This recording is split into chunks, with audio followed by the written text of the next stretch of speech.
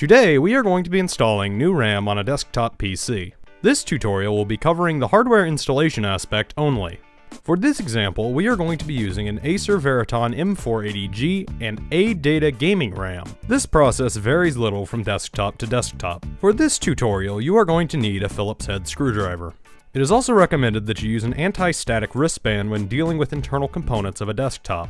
Make sure the desktop is fully powered off and disconnected from a power source before beginning. First, remove the side panel of the case. We offer a more in-depth tutorial on this, which can be found down below in the video description on YouTube or elsewhere on our website.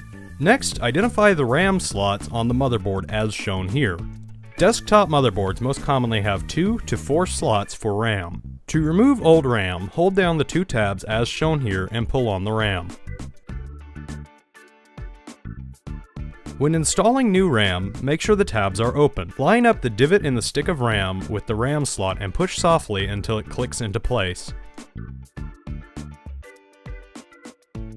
If you are installing less RAM than the number of slots on the motherboard, consult the manufacturer to find out what slot to place the RAM into.